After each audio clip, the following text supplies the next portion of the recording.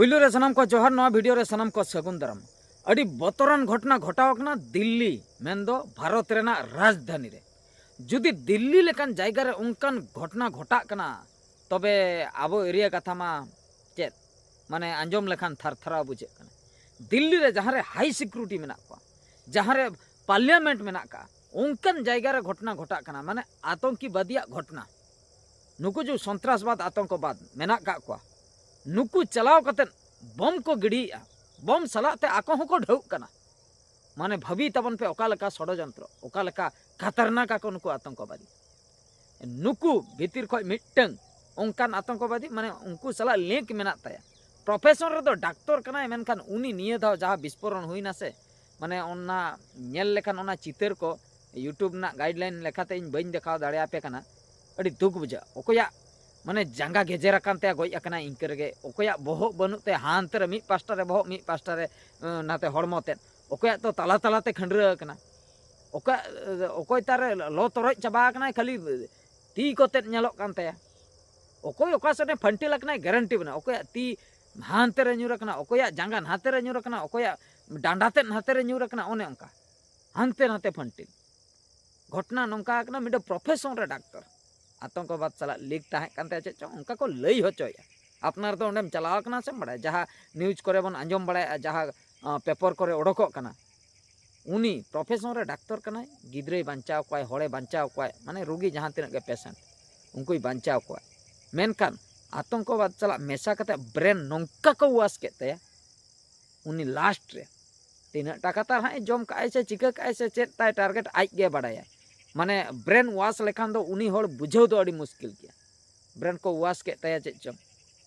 मुचे रे भारत दिसम नि माने होड़ काते रहो भारत विरुद्ध ते चलायना देशद्रोही बाको मेता को ओने उनका माने उनी दो एक्चुअली मुस्लिम होड़ कनाय मेनखान एंते रहो भारत दिसम नि होड़ कनाय से देशद्रोही सजायना उनी आजा कार रे बम इदी कते दाना बड़ाय ताहे नोंकान जगह रे सेटर नाय उना बम सलाते जहां रे नेल के भेड़ न्योआ उनी दो ओना गेताय टारगेट बम हडौआ इन हुई गुजुआ इन सुर जहाँ तीना को तहना झतो को गुजुआ ओना बदलते नुई दा पैसा को नाम का से चेन आका ब्रेन को वाश काते से ओकालका भारत दिसम नष्ट बाकरा नुको को छुटो कना सेता सिंगल आको गे को बड़े आर बम ढौइना बम ढौ तायम छिनछतर झतोना ओंडे ओंडे जहाँ तीना गे कार को ताहे कना जहाँ तीना गे गाड़ी मोटर झतो लोतर चबायना ओना सलाते जहाँ तीना होड़ को ताहे कना गिदर फिदर आयो जतो को गेजर चाबाय मारंग मारंग कॉलेज यूनिवर्सिटी को दिल्ली रे मेना का दिल्ली माने पढ़ाव को चला होड़ गिद्रो ओंडे पढ़ा कान दो माने मारंग नोगा चक्रिया उनका मिडे मने रे ताहे को आर जहां तिना के नेता मंत्री को जतो दिल्ली के को चला दिल्ली रे ओंडे हेना पार्लियामेंट ओंडे के जतना डिसीजन हताव हुई दुनिया रकम मेनकान उनकान जायगा रे मिडे बतर बनु चेन हो बांग सिक्योरिटी व्यवस्था ओका लेका मेना आको के को बड़ा नेता मंत्री के भारत दिसम रे जहाँ तीना के मेना का को सिक्योरिटी व्यवस्था रे उनको कोगे को बड़ाया माने नुआ चितर को नेलते बहो अचुर गना हाहाड़ा बुझेना दिल्ली लेकान जगह रे नोंकान घटना घटायना माने आबो नोते जुदी को चाहावा से आबो से माने संताल सोसाइटी नष्ट बाकरा माने मोने दिन खान रेगे आधा गान संताल दो बन गज जाबा मोने दिन रेगे चेदा मसे आबो मा हांडे यात्रा अदी मावर जारपा उपरा देला देला देला देला जतो हड़ जावरायना को मिद धाव रे गजुल पटुल रेडेट पड़े मिटंग गान बम को गिडिया बना गेजर चाबा तोर चाबा अच्छा गापा खान गे हांडे ऑर्केस्ट्रा प्रोग्राम ओंडे हो बुरुन हो हे एनांग सख्त ओंडे हो जुदी मिटंग गान बम को चापा बना ओंडे हो बन लो तोर चाबा अब मा गोटा गे एने आकड़ा हांडे हांडे गोटा दिन हिलो गे एने आकड़ा दिन हिलो गे धुलट अब एरिया रे और नोंकान जगह रे जुदी उनको आतंकवादी मिद धाव सुरक को नाम और जुदी मिमिट बम कटी कटी बम रहो को गिडिया बना से ना दोड़ा चकड़ा माने हानते नाते चला और बांग लेबेद कोते गे अब दबन गज चाबा अब अबते गे बन लेबेदो और बन गज चाबा माने भाभी ताबन पे दिल्ली लेकान जगह रे नोंकान घटना घटायना पूरा दिसम जाकात रेन हड़ को माने आश्चर्य उतर और नोंकान परिस्थिति रे चेम चला दिल्ली सेन आम जेम भाविया मांगा दिल्ली मुंबई नॉय नवा कदम लैया चेत हापे चलाव लेन गिन दाणा लेका माने मुंबई हो ताज होटल रे माने उनका के अटैक हुई लेना ताज होटल उन मारांग होटल ओंडे हो आतंकवादी अटैक ले को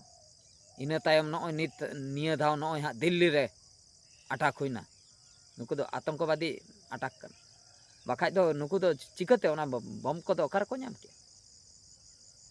माने भाभी तबन पे प्रोफेसर नोंकान को टारगेट को हमको हम माने प्रोफेशन रे अड़ी चेतान लेवल रे माने डॉक्टर को टारगेट कर दिया डॉक्टर ब्रेन को वाश करते ब्रेन वाश नोंका को वाश करते दिसम बैरी सजाव बखरा उनी बाध्य होना इन हुन गजो इन छलाते आर हुन गज आता अदो नोंका हो आको प्लान पाले ताहे कना नेल बे आबो दो निना अबन मुस्लिम हॉल अच्छा निना भितर रे हा आबो जुदी मिट हॉल गुजु छलाते जुदी 100 लोग बन गज तराय को से तामाने दो आबो दो आत्मा शांति नाम ताबना मिट उनका पाले को मेता को कन से ओका लका आम गज चलाते 100 लोकम गज को नहीं गज चलाते 100 लोके गज के को ओना मिड हिसाब का को हा निना आको तो भारत रिन हॉल बस आबो निना अबन तो जुदी निना भितर को निना हड़ बन गुजु आसे निया चलाते भारत रिन हॉल आधा दो को कम चाबा इना परे दो आबो राज चलो और जहां को बन गुजु कना आबो तो शहीद मेनते को मेता बना और आपिया फोटो और आपे दोले बंगा बुरु आपिया सुदय दिन बखरा पाले उनका को मेता को कना सेचेन आपेरिन फैमिली दो आले दो लाख लाख कोटी कोटी टाका ले एमा को आम जुदी चलाव कतन ओडे हड़ेम गज के को मिट साई गान तापरे आमेम गज एन कान तो आम दो मिडा महापुरुष तेम लेखा उनकाना सिस्टम से चेन आतंकवादी आको गेको बड़ाया भाई आबो दो बाबन मेनका नय जो घटना घटायन दो अड़ी बतरान घटना नोंकान घटना रे दो जहां तिना के प्रशासन माने प्रशासन मेना को आर बांग अब नेता मंत्री को जतो हर नवा दो सेंसिटिव जिनिस कना नवा को दो सीरियसली हताव कते नुकु जो जहां को दोष का नुकु तो उति अडी लगन नुकु तो साम दरकार कना साम दरकार कते जुदी पाकिस्तान वाला को हुई को अंते को जुदी खबर को सेटर कना अंते को जुदी नते लिंक मेना का तबे दो ओना मांग दा ओना नासेना ऑपरेशन सिंदूर चलायना नासेना उनका को तो बांग चला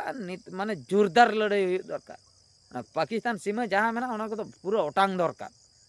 आर निंका के तेहम लड़ाई गो गापा आर बे रपड़ मित गो मियांग कटी तलांग लड़ाई एंद्राय आर रपड़ मित चेत नवा दो दिन गे नंका को हिजुक कना न ताला ताला रे को धमाका हटो का कना उकुर नोंडेन को भारत रे नोड मा पाकिस्तान मितिर बोलो कते आको एरिया रे उनका मेडो बाजार टाजार रे मिटंग उनका धमाका मा उकुर बांग अंजमक कना आबो ठे गे अंजमक कना हाडे को हेज कते माने धमाका हुयुक कना माने भावी तबन पे तिना खतरनाक कमी को देखाया ओना खातिर अड़ी सावधान ते ताहे हुया बना बाजार जायगा करे जहां को बन ताहन कना अड़ी सावधान ते भीड़ भीड़ जायगा करे गे नय नंका घटना घटा कान चेम चला भीड़ ते बतर गेम बुझवा भीड़ जायगा करे माने आर आतंकवादी दो उनी भेगारते नेलो आय से देयारे ऑल को तया नई दो आतंकवादी बांग आबो लेकानी गे आबो भीतर खय गे इन हो जुदी मेसा को इन हो टाका पैसा नेता को इन हो मिटन ओंकानी गे नय नंका ओकोय तार चाट दुकान ओकोय तार गुपचुप दुकान ओकोय तार चिली दुकान आलू दुकान ओकोय तार हा लुगड़ी दुकान नुकु को भीतर रे गे मेना को ब्रेन को वास का ताको बाबन ठिका का को तो ओना खातिर एंते रहो जहां इन हुन तर्जमाय आपे हो तर्जमाय ताबन पे जहां तिना गे आतंकवादी को साबक कना जहां तिना गे को गुजुक कना जतो नुकु दो हंकु मामो तको गे माने जहां तिना मामो तको आबो दिसम रे मेना का को भारत दिसम रे जतो दो बाको खरापा मेनकन जहां तिना नंका बड़ी कमी कतन को साबक कना उनको दो प्राय 90% दो मामो तको कना को ओना खातिर मामो तको ठेन कोन कड़ी सावधान रे बन ताहेन मामो तको दो अड़ी को डेंजर गया अड़ी सावधान बन ताहेन मामो तको टटका आलो पे पतियो को दड़िए नेलते अतु दिसम को हजु दड़िए को दोहो का उनी नेलते जे आबो मा डीजे वाला कना बन डंगरे जिल अड़ी बन खुशिया मामो तको ठे खय बन हतावते 30 तार हा हेज कतन ओड़ा करे हा ओना कोय दोहो हटवा मा ठिका जोंगा अड़ी सावधान ओना खातिर उनको चला दोस्ती दो अड़ी खराब गया तो नो नंका कथा नो वीडियो दो निंके धरा गया आर मिट वीडियो रे बन नेपेला मुचे रे सनम को गॉड जोहार।